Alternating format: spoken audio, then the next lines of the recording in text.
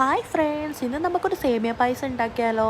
അതിനുവേണ്ടി ഞാൻ പാൻ എടുത്ത് വെച്ചു. അതിലേക്ക് ആവശ്യമുള്ള നെയ്യ് ഇട്ട് കൊടുത്തു. പിന്നെ അണ്ടിപ്പരിപ്പും നമ്മുടെ മുന്തിരിയും കൂടെ ഒന്ന് മൂപ്പിച്ച് നന്നായിട്ട് എടുത്തിട്ടുണ്ട്. അത് മാറ്റി വെച്ചു. ശേഷം വീണ്ടും അതിലേക്ക് നമ്മുടെ സേമിയ എടുത്തിട്ടു. എന്നിട്ട് അത് നന്നായിട്ട് മൂക്കണമല്ലോ. കുറച്ച് മൂപ്പ് കൂടിപ്പോയോ എന്നൊരു സംശയം. സാരമില്ല, നമുക്ക് കുടിക്കാനല്ലേ. അത് കഴിഞ്ഞ് പിന്നെ അതിലേക്ക് പാൽ ഒഴിച്ചു കൊടുത്തു കേട്ടോ. അങ്ങനെ പാൽ ഒഴിച്ചു കൊടുത്ത് ഞാൻ നന്നായിട്ട് ഇളക്കി കൊടുക്കുകയാണ്. പിന്നെ ഇന്ന് ഞങ്ങളുടെ വെഡ്ഡിങ് ആനിവേഴ്സറി ആയിരുന്നു കേട്ടോ. അതായത് 28-ാം തീയതി.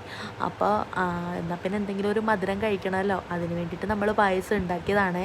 അങ്ങനെ ആവശ്യമുള്ള പഞ്ചസാരയും നമ്മൾ ഇട്ട് കൊടുത്തു. പിന്നെ മൂപ്പിച്ച് വെച്ച അണ്ടിപ്പരിപ്പും മുന്തിരിയും കൂടെ നമ്മൾ ഇട്ട് കൊടുത്തിട്ടുണ്ട് കേട്ടോ.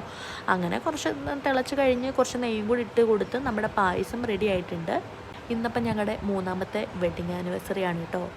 എനിക്ക് നിർബന്ധമായിരുന്നു ഞാൻ തന്നെ ഇന്ന് ഒരു സേമിയ പായസം ഉണ്ടാക്കണമെന്ന്. അങ്ങനെ പായസമൊക്കെ ഉണ്ടാക്കി പായസമൊക്കെ കുടിച്ച് മത്തടിച്ചിരിക്കുകയാണ് ഗൈസ്. അപ്പോൾ എൻ്റെ വീഡിയോ ഇഷ്ടമായെങ്കിൽ ലൈക്ക് ചെയ്യണം, ഷെയർ ചെയ്യണം, സബ്സ്ക്രൈബ് ചെയ്യണം. അപ്പോൾ ഓക്കെ, ബായ്.